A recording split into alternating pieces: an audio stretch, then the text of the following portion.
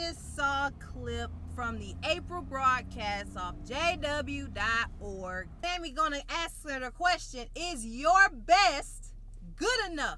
I can tell you right now, nope. It is not good enough today. It won't be good enough tomorrow. It wasn't good enough yesterday. Every time you think you're doing good spiritually, here comes a talk to remind you, nope, you're not doing good spiritually.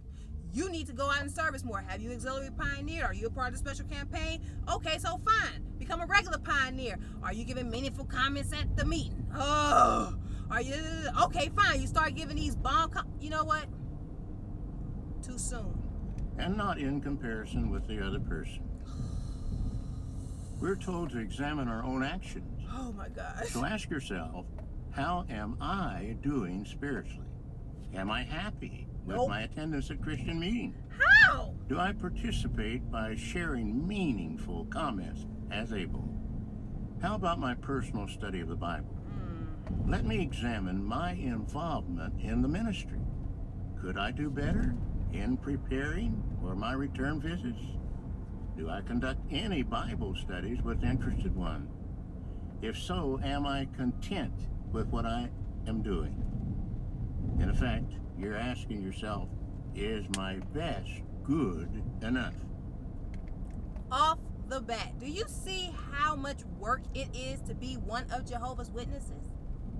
Do you see off the top? We 2 minutes in, and that included that boring little introduction. Already you don't have time for anything else but spiritual activities. And by the way, Watchtower is the only one that gets to dictate what is a spiritual activity and what is not. Not you. They just gave you a shorthand list of what it looks like to be a spiritual person. And any two of those things can take hours at a time. Still gotta work, gotta take care of the kids, you still gotta do chores, you still gotta run errands, you still gotta look after your parents, you still gotta go, you still got a whole life to live. And here come Watchtower. Yeah, but are you doing our to-do list as well? Which will take up a considerable amount of time, which we will never pay you for? Are you doing that? Oh my God, why did I sign up for this? We're doing what we can, reasoning that it's good enough. But let's not. We might begin to reason. We're doing what we can, and that's good enough. Yeah, if I'm doing what I can, that should be good enough. What are you talking about? See how Watchtower make you smart and dumb? You talk to a Jehovah's Witness for a short amount of time and you're going to be like, whoa, that girl's smart. That guy's a genius. But then you let them talk for a few more minutes after that and it's like, bruh, what books are you reading? What kind of logic is that? See, this is why we messed up. This faulty logic, that is not logical. If I am doing all I can, and I'm not supposed to compare myself to anybody else, and Jehovah is a God of love, why should I not reason that that's good enough? The more awake you become, the harder it is for me to believe that I believe that. I used to quote stuff like that and thought I was just a prophetess or something. Like I was just spitting the word of God. Nope, you're just spitting. And what you're saying doesn't make any sense at all. And Watchtower sets you up for the okie doke too, because you might be able to give a decent presentation and get somebody to the meeting. But then once they get to the meeting, the brothers ruin it because they get on stage and give talks like this or something similar, and people with regular common sense go, the homeboy just said what I think he said, because I think he said two things in one and said it was the same thing, but they different. And then people don't want to come back. Maybe they was on the fence when they came, when you got that return visit. They were like, I don't know, they seem like nice people. But then once they leave the meeting, they go, yup, it's a cult. Yup, I told you, Billy. I told you. I motherfucking told you, Billy. It's a goddamn cult. Okay? They're weird, man. They're weird. I don't even understand how they think like that. Like, y'all ruined it. Watchtower, your numbers are down because y'all are ruining it. Now all people have is to watch y'all crazy talks online, and they don't make sense. And people know that they don't make sense, and so they not participating. Even JWs are not going to the meetings. That's why they giving this talk, because it doesn't make sense. Let's continue with what we personally could be doing. We need to be active and not become self-satisfied and overconfident. Oh, no. What we could be doing, theoretically, we could always be doing more and better. See? And this is why those of us that were ride or die Jehovah's Witnesses, this is why we make these videos. This is why we apostates. Because a part of me still resonates with this bullcrap. I'm listening to him and I'm like, yeah, I'm doing the best I could do, but am I doing all I possibly could? And I get messed up because it's like, you can never always do what you possibly could do. Like, that's getting into some quantum physics and stuff. Like, the potentiality to do every action always exists at all times. Don't quote me on that.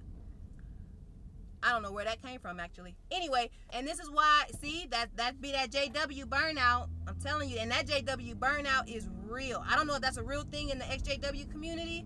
I may have just made some S up. I don't know. Maybe it's on Reddit somewhere, and I don't know. But there is a such thing as a JW burnout. Because I have felt it several times, and it's because you're aiming for a goalpost that does not exist. You're aiming for a goalpost whose height is infinity. It's impossible, but our little silly cult minds would try. You got to live your own life, and you already have so much to do. Still got to do all this other JW stuff. It's crazy. I could always be doing more. That's impossible to do for anything. 10:12 provides this warning. So let the one who thinks he is standing beware that he does not fall. But you may say, I'm doing my best. What more can I do? Yeah. Take a good look at your best. Scrutinize it. Examine very closely all you're doing with the time that you have. Yep, and this is why we have anxiety as Jehovah's Witnesses. Because it's not good enough, and the solution, closely scrutinize everything you doing in your life. Every single minuscule thing you doing in your life, and scrutinize your intentions and actions. No wonder we anxious. No wonder I second, third, fourth, fifth guess myself on everything. I 10 times second guess myself about even making this rebuttal. I could have had this out days ago. I was just, I don't know. I'm trying to leave it alone. I don't want to get triggered. People ask for the video. See? And I don't need all these layers of scrutiny and self-approval. That is not a functional way to live a productive life. It stops us from doing everything. I don't know. And I want to ask you, XJWs, do y'all experience this lingering reluctancy to do anything? I battle myself every day to care about anything. And I'm thinking about it, and I'm like, man, where is this coming from? Why do I feel so stuck and immobile? And I'm like, man, I stay in my head a whole lot, and I have these options I gotta think about, and I done wore myself out so much thinking about all the things I could do, all the things I want to do. I done wore myself out, and I just don't care anymore. And that comes from being that's from being a Jehovah's Witness. Because it's always like, it's like everything in your life is a riddle, and you gotta just go through these questions after questions and trick questions and what if this happens? And you consider way too many possibilities. This is where it come from. Because even if you doing all you could do, is it all you could possibly be doing? How do you figure that out? Closely, minuscule, analyze your life. Pick it apart to its bare atom.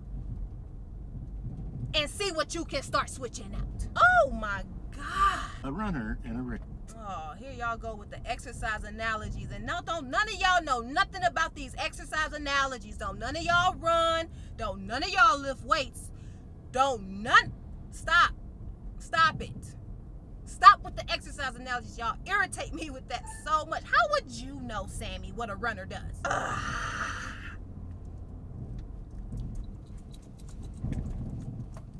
I don't even want to rewind it because I'm sick of hearing your voice. Oh, mundane things. Yeah, they get to define what's mundane, not you. And heads up, Watchtower deems anything that's not a Watchtower designated activity as mundane. Oh, you going on vacation and you ain't going to the Kingdom Hall? That's mundane. You didn't need that vacation. That vacation ain't gonna get you everlasting life, boo-boo. Why you worrying about a vacation and you paying attention to mundane things when the whole world gonna be a paradise? You can vacation every day in paradise. Oh, brother so-and-so, brother suicide. Hey, you know why you're feeling sad? You need to get your field service time up, okay? The national average is 10 hours. You're only averaging 8.8.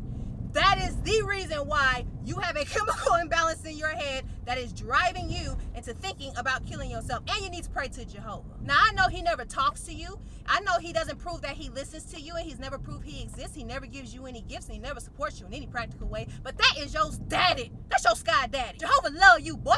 You pray, you go out and field service, and you'll be fine. Oh, hey, sister anxiety attacks all the time. Hey, you know what your problem is? You still haven't joined theocratic ministry school. If it ain't a spirit, bruh. Train, eats the right things, keeps a lean, healthy body. Oh, you want a lean, healthy body, Sammy? Oh, wait till I know something. Wait till I know something. Lost to Usain Bolt in a 100-meter event in 2012. Usain Bolt. The daughter is in the 2nd grade of school. She brings home a picture she drew in class. The teacher had put a B- on the picture. The daughter shows it to her mother, and the mother crosses out the B- and puts an A+ on it. She then tapes the picture on the refrigerator. What is the difference between the teacher... Let me see that picture. That doesn't say anything about Jehovah. Positively, not in my mind. The only thing it says about Jehovah is he's going to delusion you into believing something that's not true. And maybe that's the real lesson the governing body is teaching, that you shouldn't trust Jehovah. I ain't said it, he said it. You can't switch up reality like that. What you talking about? A loving parent like a loving God would be like, I don't care what anybody else says, baby. I love it. It's the best. And I approve of you. That's it. You ain't gotta go changing grades and making the kids think they something when they not, and then that. See, that's bad parenting advice. A horrible example. And if the example is supposed to be taken literally, you're admitting that Jehovah God lies to his followers. He makes them believe that poverty is okay. It's okay to pioneer, and it's okay for you not to further your education or your skill set. It's okay for you to be broke and lonely and horny and anxious. It's not okay. It's not okay. Making people believe that this is the life they should have been aiming for. This is not the life we should have been aiming for. We live in this world, this reality, with this economy, with this, like, this is what we got. This is what we got. And instead of us getting out there and putting our feet to the ground, making stuff happen, we out there pioneering, doing all we possibly could. Moving on. What's one of his measuring sticks? Measuring sticks. 14. I can't believe he gave this talk. He been in the game a long time. He shouldn't be giving this talk. This is a newbie talk. You know when they used to give this talk a lot? Local needs. The goddamn local needs. Trying to get them field service numbers up. That's like the company pep rally default talk. That is the hook that keeps them real dead. Just when you thinking about not going to the meetings, and just when you slowing down spiritually because you're starting to get some common sense, you get all scared. The brothers give this talk right on time, and you right back out in the field service, knocking on people's doors, looking like a complete fool. Why are you giving this talk, Sammy? You know what? I need to talk to you. Hold on, Sammy. Listen, I want to talk. Hey, if any of the other governing body members, I'm just talking to Sammy. Okay, I'm only talking to Sammy. So Tony, if you watch, I know you like to sneak. I know you subscribe to my channel, Tony. By the way, y'all hit the subscribe button below. Thank you very much. Anyway, come in, lean in close, lean in, baby. You know you're hard of hearing. Lean in. What is you doing, my brother? I believe you let them white boy let you give that outline. Why you let them do that?